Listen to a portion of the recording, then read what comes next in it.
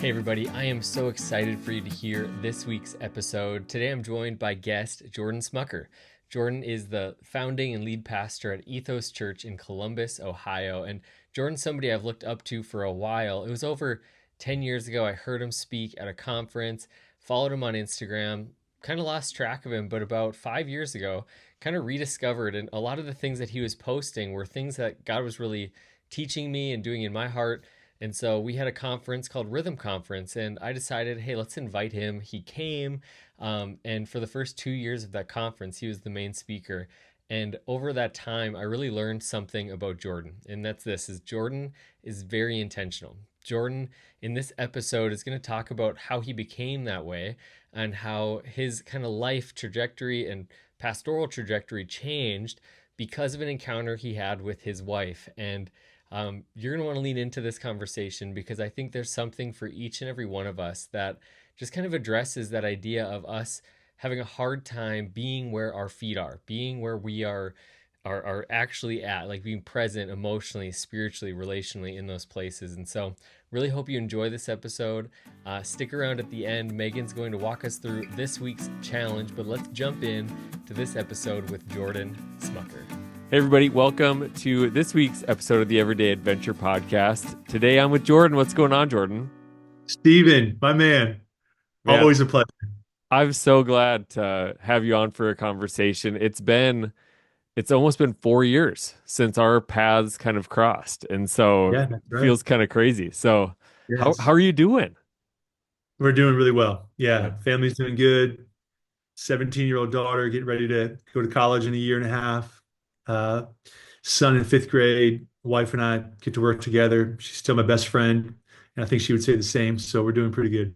Man, that's awesome. That's awesome. And I know, when our paths originally crossed, it was at Rhythm Conference, and we're kicking off year 4 here right now. Yeah. And so just to think, just for the listener today, Jordan was one of those guys I heard speak at a conference over a decade ago, followed him Hmm. on Instagram or something, and then like 6 years later, I just kept seeing his stuff and kept going, man, I really resonate with just what's going on. And so today we're going to be talking about pursuing intentionality. And this is something that Jordan's one of those first people that comes to mind. So, Jordan, before we jump into that, though, you wrote an endorsement for my book, which I really appreciate. But what does kind of everyday adventure mean to you? Like, what comes to mind or what resonates with you with that?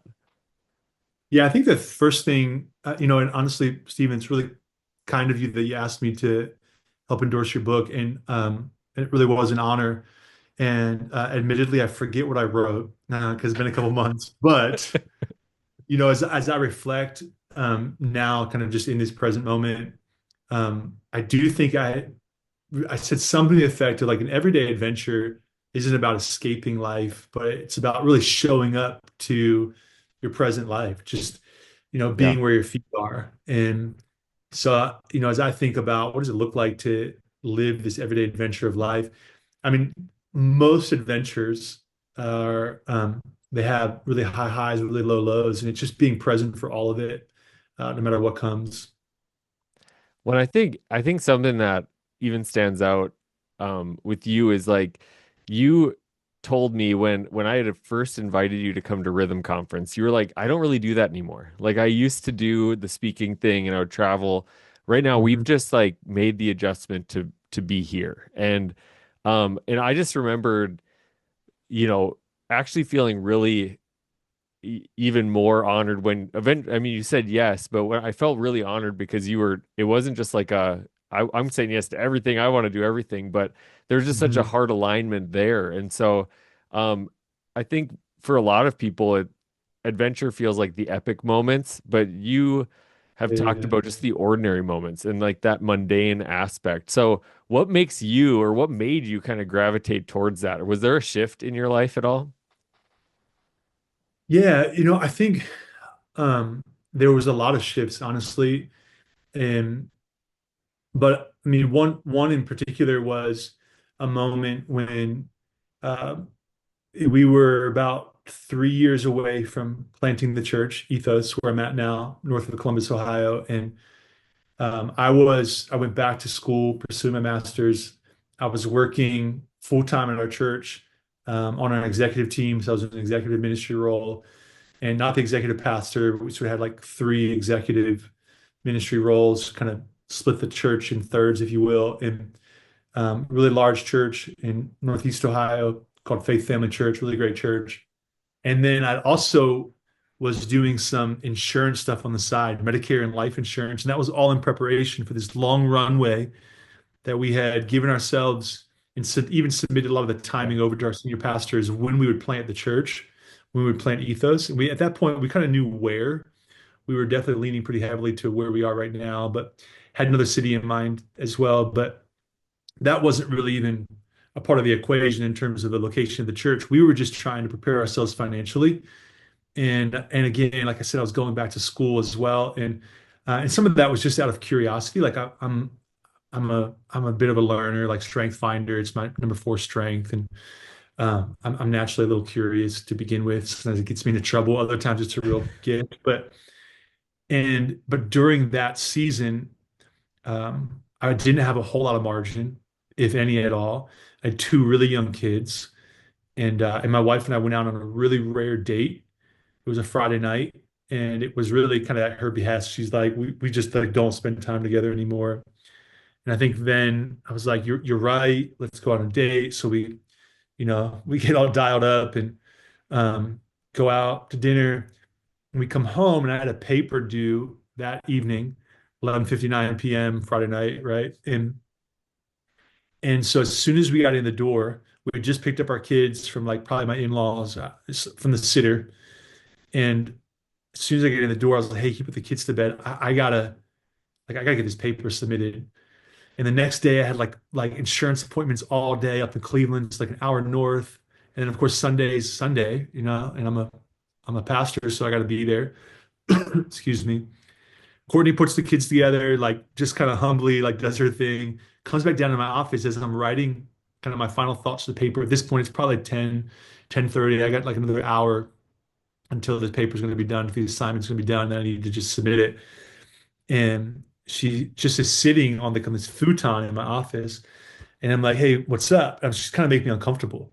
I'm like, I don't really want you like staring over my shoulder, but like, I'm not going to say that. Like, just give me some privacy so I can finish this paper. And she's like, hey, she's like, you're just like never here anymore. And I was like, what do you mean? Like, I'm here. She's like, you just like don't spend time with us. And I got super defensive, like very defensive, and not my proudest moment. And I started just rambling off how everything I'm doing is for the family. Mm. This is all for the betterment of the kids, for you, for us, for our life moving forward. And she just very humbly and very calmly, in a way that only my wife can, said, no, this is all for you. And in kind of just like this really brief like moment of reflection, I realized I'm going back to school because I want to be able to plant the church and say I have my master's. Mm. I'm doing this life and Medicare insurance thing because I'm freaked out of my mind that if we plant this church and it doesn't go well, I won't have a paycheck.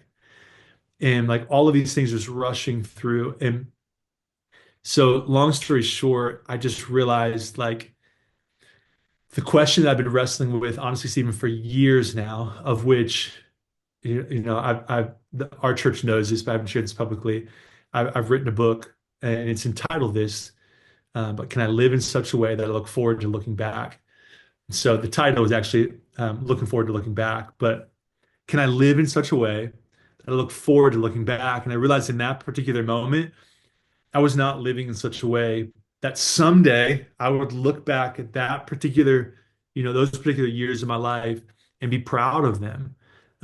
And so that changed a lot for me. Now, it didn't change overnight. It's like, I don't know if you ever heard of the phrase like radical incrementalism, but it's like just like small changes as Yeah. opposed to like this radical movement of growth. It's like, what are like the radical small changes? I mean, you could call them keystone habits or whatever you want to refer to them as. But for me, in terms of growth and learning just to be present, it really started there, because I'm naturally a task-oriented person. It's very easy for me not to be present. And I'm really good. I've learned as a pastor, especially, how to look like I'm really engaged in this. But really, I'm like, what do I got at 3 o'clock? And who am I meeting with at 4 o'clock and what's coming up this evening. And I've got Right. this CC meeting with my daughter tonight at school, and I've got this with my son. And then we've got this ESL class we're doing as a church. I gotta get over to the building at 7. And so you're just thinking about all of these things versus just learning to feet on the floor, be where your feet are. And so really it was then, and I'm still learning it. I'm Yeah. 41, so like I'm still I'm not like in like the sage wise years of my life yet, you know. So got more gray hairs to inherit, to earn. But definitely, I'm not where I used to be though either when it comes to this conversation of presence. Man, that's so good. I feel like, I mean, it kind of mirrors, or my story mirrors a little bit of just a similar kind of didn't realize where I was at until, Mm, it was conversations with my wife and just recognizing, yeah, we had our first daughter, and within the next 3 weeks, I officiated at a wedding, was the best man at yeah, a wedding, spoke at a camp, brought my 3-week-old daughter to camp, yep, went to another wedding in the Philadelphia area 2 weeks or two, yeah, 2 weeks later. So within the first 5 weeks of her life, all this happened. I didn't even blink, like, yep, and it wasn't until we moved and had a slowed down season that I was able to see like, whoa, things were headed somewhere. And I think there's a lot of people that maybe it's not to an extreme or they don't feel that, but what were the signs and symptoms that when you reflect on that season of your life, like this was out of control or um, these relational things or these emotional things, like what was kind of going on in your world, just to help somebody maybe identify it in theirs? yeah. Great question. I mean, I think I was just living, on autopilot from this place of my false self. Um, false self, true self. Like if you heard some of that, like David Benner has kind of popularized some of that, in his writings.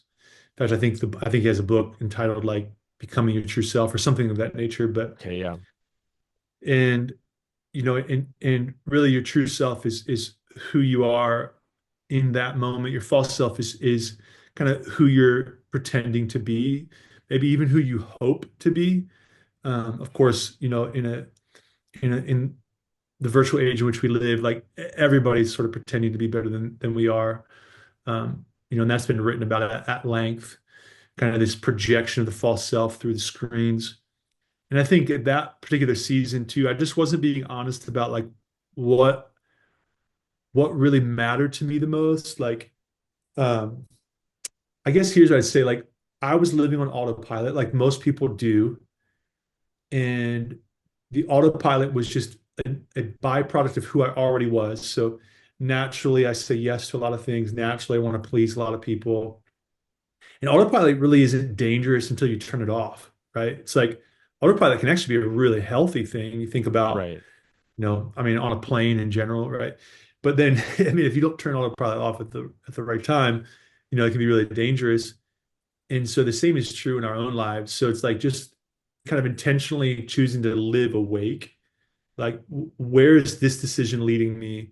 And does it allow me to take one step closer to becoming the person that I ultimately desire to become? Like, can I live in such a way that when I turn 70, when I'm 80, you know, God willing, I can look back and say, yeah, it's not to live without regret, right? Like that's not the goal of Yeah. life. Like you're going to have regret. Like in fact, to say you never regret means you never really risked anything. Um, but it's to really just live with more intention, I think is what you essentially, I think some of the language that my wife and I started using a lot just within this past calendar year is we need to prioritize our schedules rather than allowing our schedules to prioritize us. So Yeah. sometimes, what happens is we just fill our schedules with things. We have margin here, we'll add it there, versus saying, no, maybe that margin is something we want to allow there because it's Friday night and what we ultimately desire most is, family time around the table or something of that nature, right? Just being really intentional to say, what matters? What do you want to look back on, celebrate, and how do you prioritize your time now?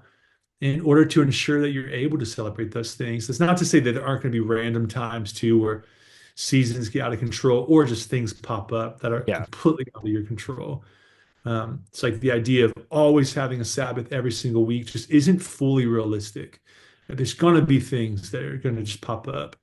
Um, but still, like prioritizing that. Like, here's one small example, and maybe this is probably what I should have led with to answer your question. But after that scenario, the story that I told you, about a year after that, Courtney had said, look, our normal day off is Fridays. And at that particular season of my life, I wasn't taking Fridays off. But she said, we need to get back to taking this day off. And every Friday, when our kids are at school, we're going to go get coffee together. And she and I both love coffee. And so we're like, we're going to go get coffee together. Well, that rhythm has now become a habit. I can't tell you the last time that we Yeah. haven't grabbed coffee together. Um, and it's so well known, even within all of our friends, even from a church level, from church, like the church even knows about it to the point where if somebody would text me on a Friday morning, most people will text and say, hey, I know you're at coffee with your wife right now. You don't need to respond till this afternoon, something like that, which I appreciate, but also I'm like, I don't feel pressure to do that anyway. My phone's on do not disturb the vast majority of my time anyway. I've gotten off all like social media apps on my phone. I'm still on all of social media, but none of those apps are on my phone. News apps aren't on my phone. Just trying to be more present, right? Like I've got my phone usage down to 2 hours a day, but none of that happened overnight. But Yeah. all of that was goals that I had 5, 6 years ago. And finally now I can say, yeah, I'm kind of implementing it decently, just trying to be more intentional with the people that are in front of me right now. Um, so yeah, you can't get time back, right? Yeah. So I just love that. I mean, just the honesty piece of it too of what I write about is like the we place our pins. We don't always it's not GPS where every move is calculated and we yeah, are told you turn in 20 feet, but we have to understand where we're at and where we're trying to go. And I think a lot of people don't even figure out those two pins. Like we don't figure out this is actually where I'm at. You had more of like a radical, your wife, you know, hmm call it lingering or whatever. I've had that too of like you're freaking me out right now, and there's yeah, always a good purpose. I've learned to be like, all right, you're sitting there for a reason. Let's talk. yep, um yep, yep, and totally. and then other people don't have that moment, but they need to create that moment of this is where I'm at and this is where I want to be because I oftentimes we often just don't define it. There's this um you know I don't know if you ever heard of Matt Emmons, but he was an Olympic riflery dude. Oh And yeah, yeah, yeah, yeah, and he totally. aimed at the wrong target. He had a bullseye on the wrong target. Hit And I it think perfectly. Yeah. we do it over and over again in our lives. We hit the wrong target. What is it, I guess, that you're aiming at? Because, I know you had just mentioned before we started recording, like you are the varsity track coach for your daughter's track team, Right. you're a pastor in your community. Obviously, a lot of people could maybe look at your life and be like, well, he's still running and he's fast and there's still a lot going on.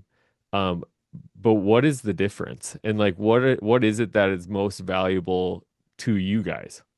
Yeah. Yeah. I mean, I think even what you're saying, I'm reminded of like a quote from John Tyson, Church of the City in New York. Right? He said, the greatest tragedy of the modern man isn't that we fail, but that we succeed in things that don't matter. Hmm. And I think that's even for me what I'm thinking about as it relates to future-oriented thought. Who am I becoming and what will I look back on and celebrate? What do I want to look back on and celebrate? And family certainly at the top of that. Like we try to parent with relationship in mind, both our relationship with our kids, their relationship with each other, and then our relationship as a family to the world. So we try to parent Wow. with that Yeah. in mind. In other words, like we try to even discipline with that in mind. So like if our kids do something to offend one another, they don't get a timeout. They don't, or hey, no electronics for the rest of the week. Or it's not, it's like, hey, you got to write your sister a letter of apology. Hey, let's go pick up flowers for your mom because that was, not the right thing to do. And now you need to apologize. And so it's like, parent with we're Mm. trying to like reconciliation in mind, and so that because what I'm getting at is the intention is that someday our hope would be that our kids still really want to be around us when they don't have to be anymore. And but then additionally, now how do we translate that into our world? So as a family, we want to live for the sake of others. Like we don't want to live insulated.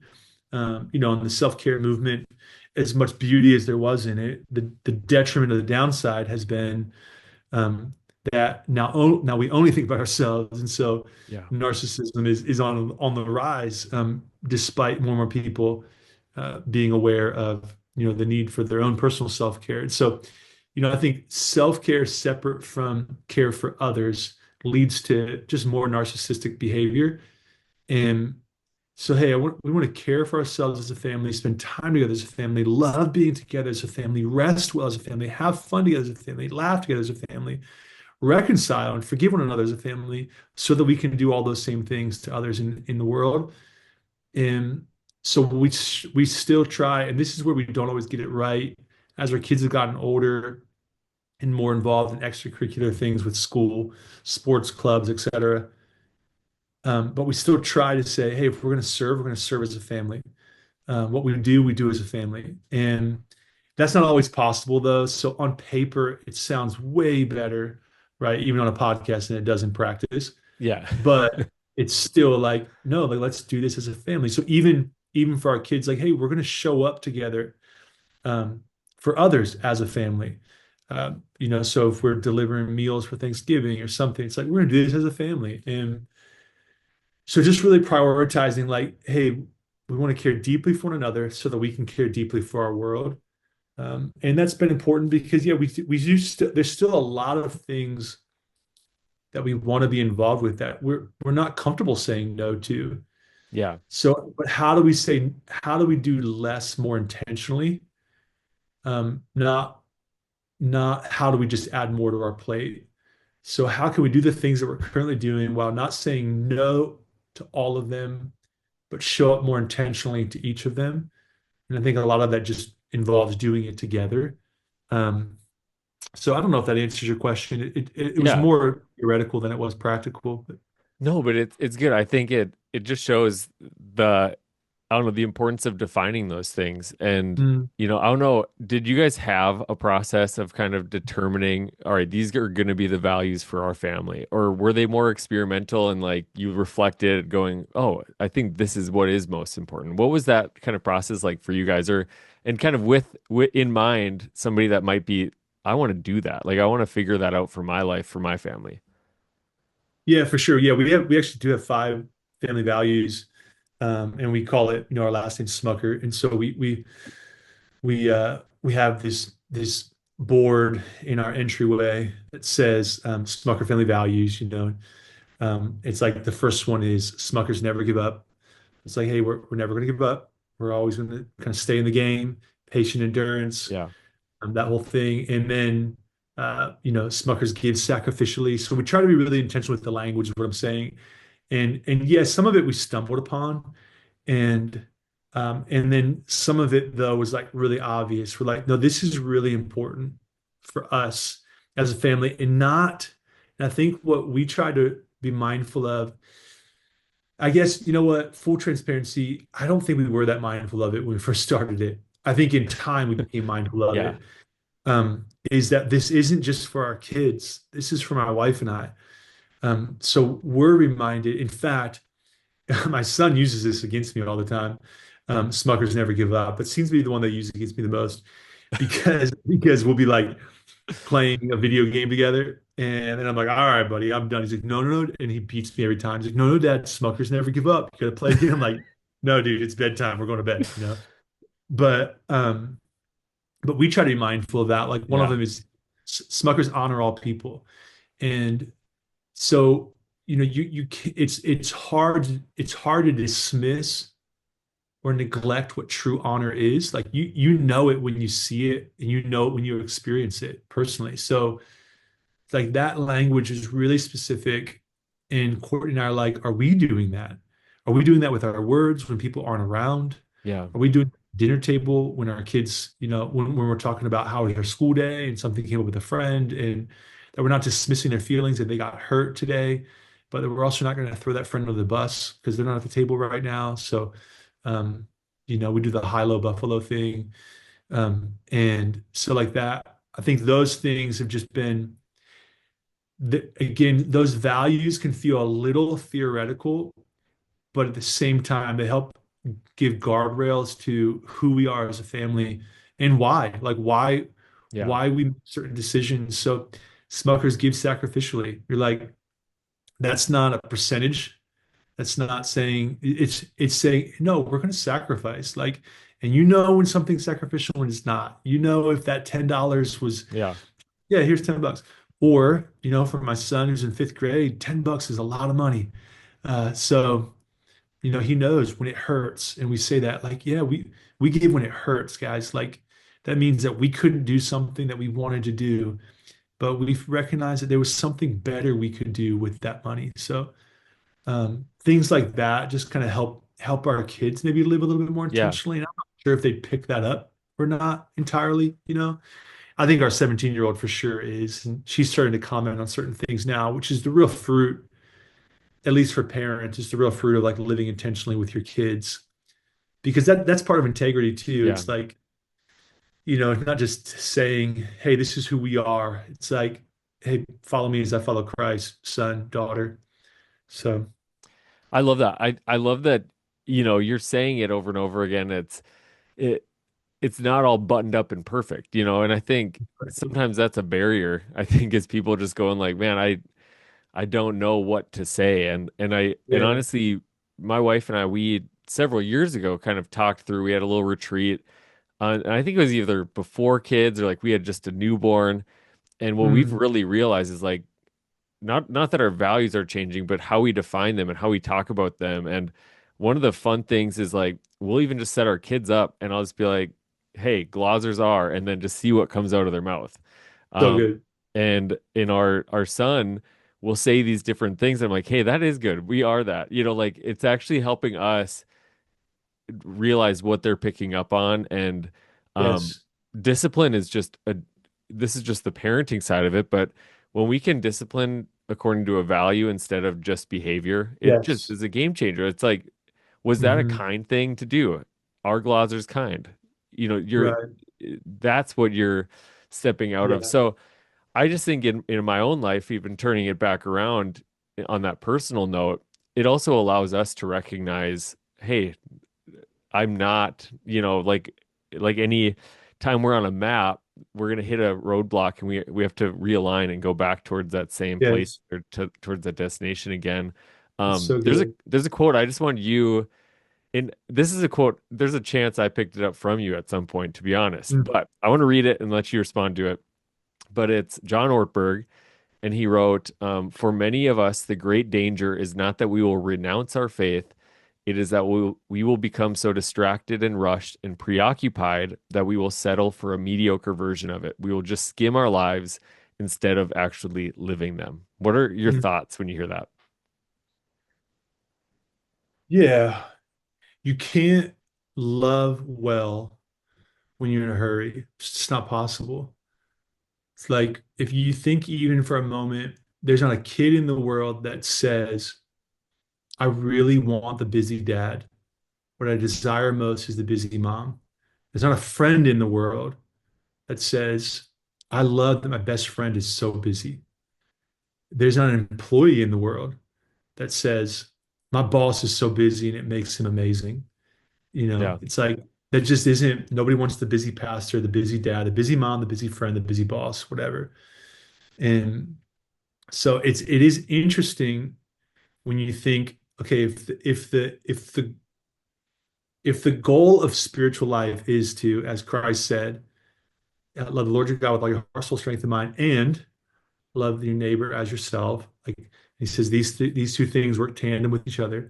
So ultimately, the goal is to love like Christ. New commandment I give unto you. This one supersedes all of the commands, yeah, right? It's like love as I have loved you. And so if we think, as Pete Scazzaro says, like the goal of spiritual maturity is to love well. It must be defined by loving well. And if that's true, and I believe it is, then part of loving well means learning to live an unhurried life. You ever heard of John Mark Comer kind of put this book on the map a bit because the book is really it's okay. It's not like it's bad by any means, but the title itself is is is what makes the book beautiful. But it's called The 3 Mile Per Hour God. It's that Mhm. Japanese Yeah. theologian Ken. I can't pronounce his last name, so I'm not even going to try because it feels dishonoring. But um, and it's beautiful when you consider Jesus walked everywhere. The average speed of walking is 3 miles per hour, and he's 3 mile per hour God. Like he was just always present. And an interruption to Jesus was an opportunity to give attention to someone who needed loved. And so there just wasn't, in a formal or maybe normative sense as we would understand it, he just didn't see himself as being interrupted. They were just Yeah. new opportunities to love different people that he wasn't planning to love. And if we could almost redefine success in that way, which is really, really hard for us to do because we've been trained to succeed by way of accomplishing more and more things on our to-do list. And so then people become pawns rather than image bearers of Christ, rather than opportunities to love. But if we could retrain in the words of Paul, if we could allow ourselves to be transformed by the way we think, then we it would do us a lot of good and the kingdom would be way better, or would advance, I should say. It's not gonna be way better. We can't make the Yeah. kingdom better. It would advance a lot further if we just learned how to slow down, be present, right? Like when I slow down, I'm not becoming a better person. I'm just becoming more aware of who I already am and who's in front of me right then. And so I did this thing, which I'm not the first one to do this, right? But I was walking on Ohio State's campus, which is just south of our church, and I was there a couple weeks ago for a Rubik's Cube competition. My son, Judah, fifth grade, he's really into Rubik's Cubes and he's very good at them, right? He can solve the 3x3 normal size Rubik's Cube.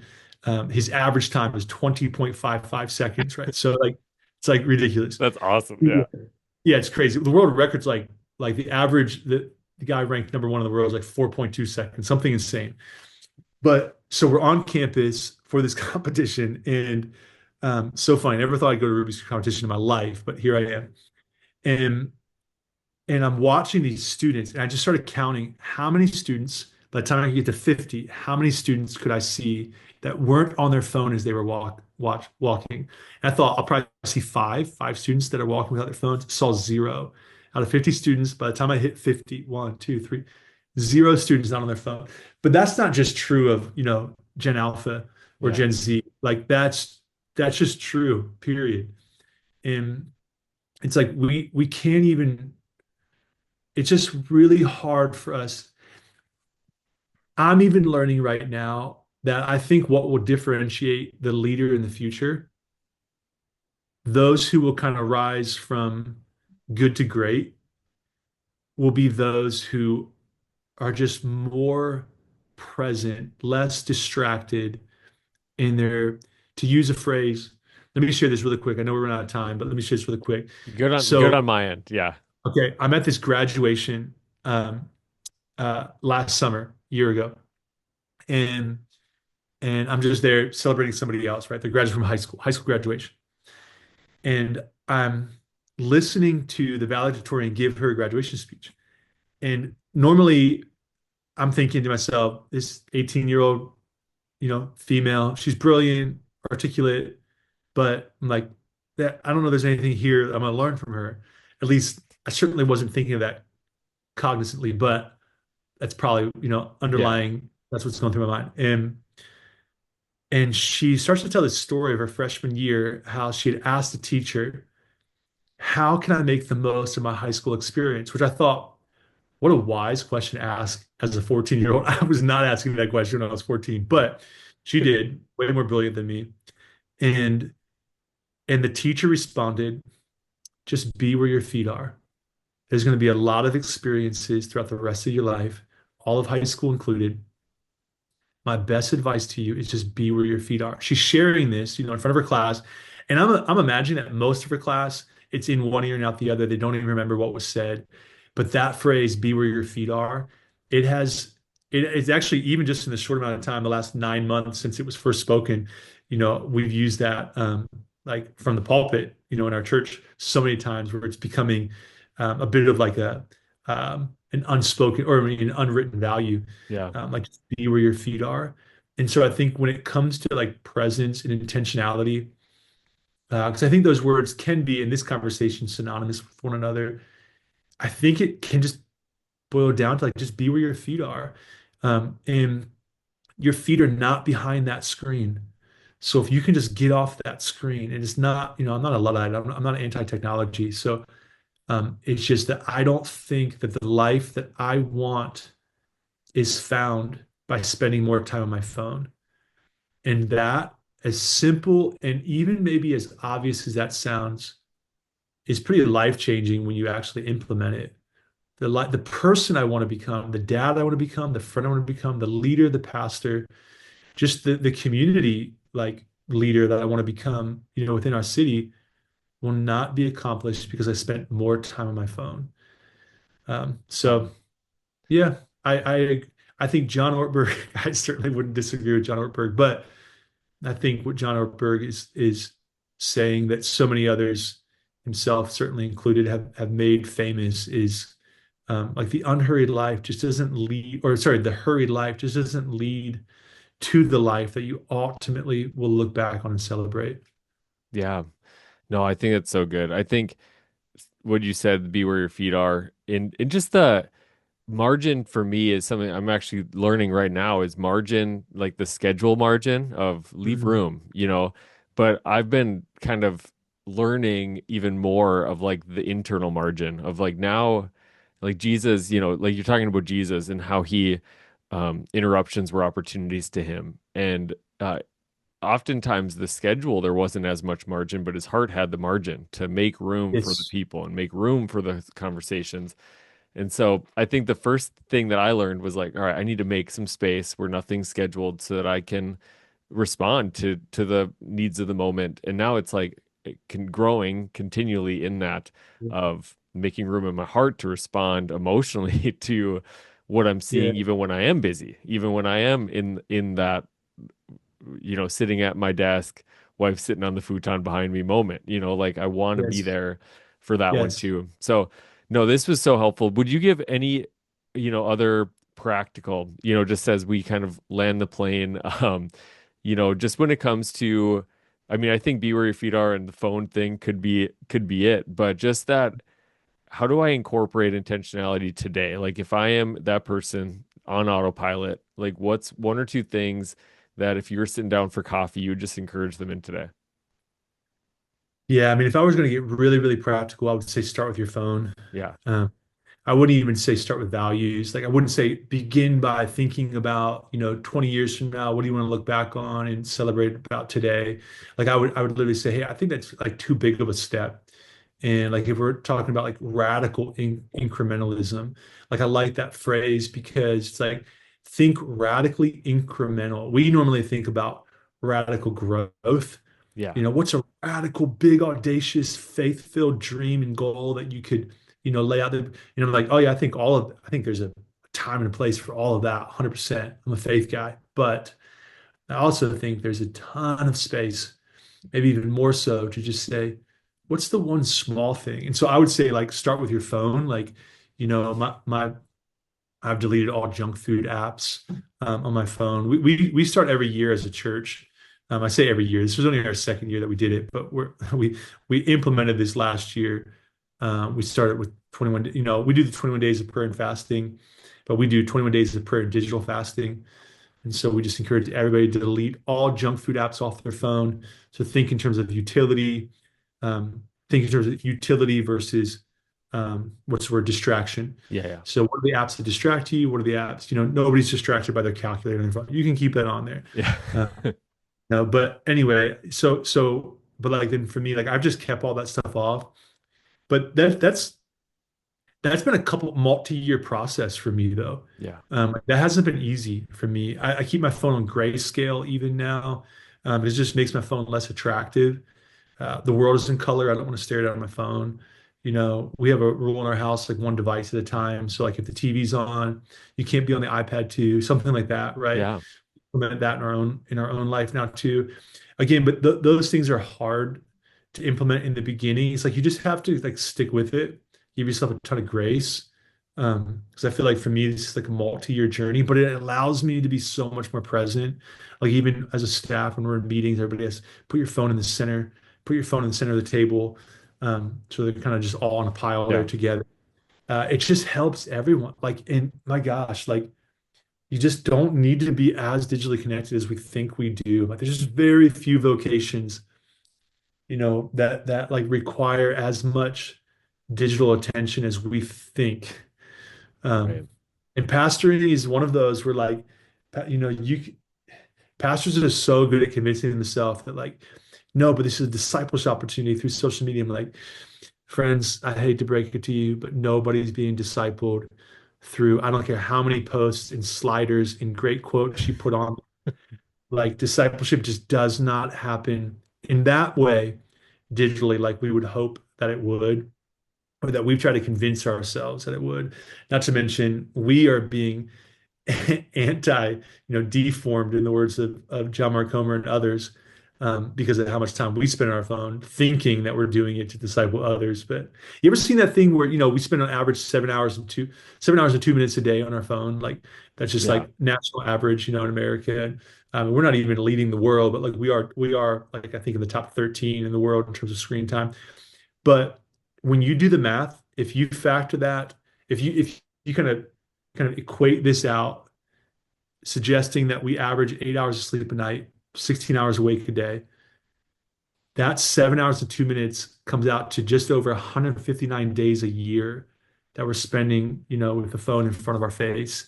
159 days a year. Like think about how much beautiful things we're missing out on Yeah. because we're just not present. Like we aren't where our feet are. We are wherever our minds are wandering through that screen, Yeah.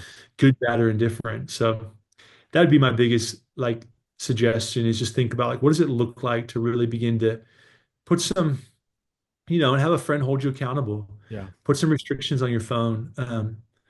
And delete some things that you don't need, and then have a friend hold you accountable to where like you can't get into the app store without a password or something of that nature, Yeah. right? I'm not even sure if it's possible. I use Brick.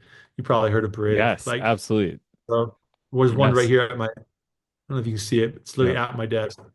Um, so anyway, yeah, So long good. story short, a lot of great resources. I think that's so good. And one of the things that we do on the podcast is we have a challenge every week that we kind of Mhm. encourage everybody, and we always record that after. But the challenge this week is going to revolve around our phones and just putting something into Yeah, practice with this. And it's a way for us to do it in community. So stick around for the end.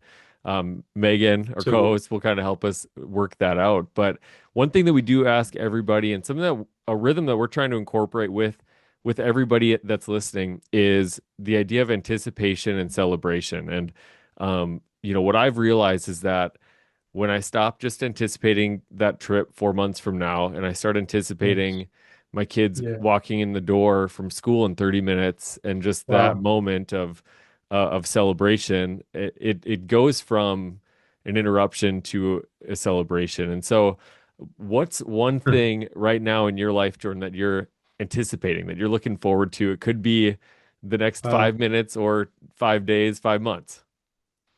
Dude, that's so good. I love that. I don't know however you just framed that was really, really good. I love that.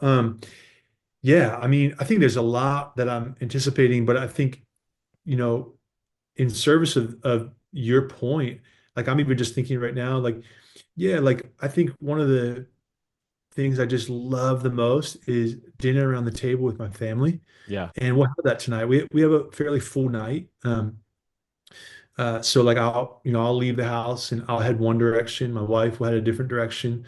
I'll have one kid, she'll have another. But like we'll have dinner around the table and we'll all share, hey, what we say is, hey, what's something today that you look back on and are really thankful for? What's something today that you wish had gone a little bit differently?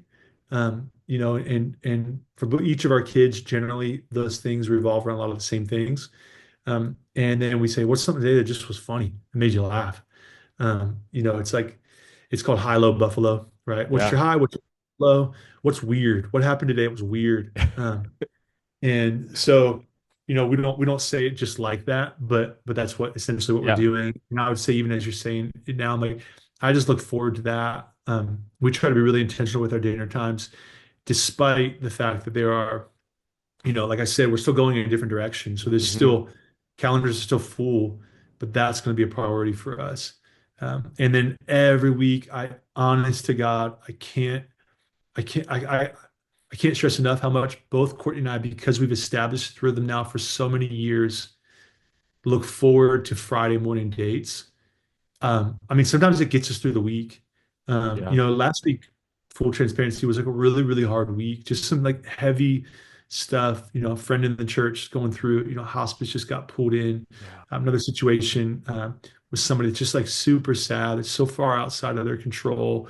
And yet something happened to them that, we're just trying to be present and walk with them through that. We're getting ready as a church to go into a building project that we launched this weekend. And so just some bigger things, right? And Friday morning though, it's like this is it. Like it just brings she and I so much life. So Yeah. that's what I'm anticipating and celebrating. That's awesome, man. I Yeah. appreciate you sharing. I just think again, it's something that I try to draw the circle closer. It was when Yeah. I was in college, it was just like, man, I can't wait for summer. I can't wait for Right. graduation. I can't wait to get married. And just realizing that those things that are right around the corner when we celebrate or when we anticipate them, we celebrate. Like that's Yes. anticipation almost releases the same stuff that celebration, like that the event actually happens, does. Yes. And so something that I'm trying to do, and so appreciate you jumping on today, Jordan. It was an honor, and I think sometime down the road it'd be fun to have you back on. I think Mm, it's just every conversation with you makes me want to live this out even more. So I appreciate you, man. mm. Man, I love and appreciate you so much, man. You got such a big spirit and so kind.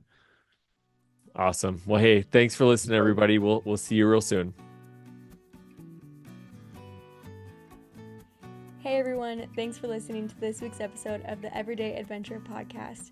I really enjoyed the conversation today between Stephen and Jordan Smucker as they talked about pursuing intentionality. One of the takeaways I'm taking away from this conversation is Jordan's weekly rhythm with his wife, getting coffee every Friday. Made me think of what is one intentional rhythm I can have with community, with friends, with my family as well.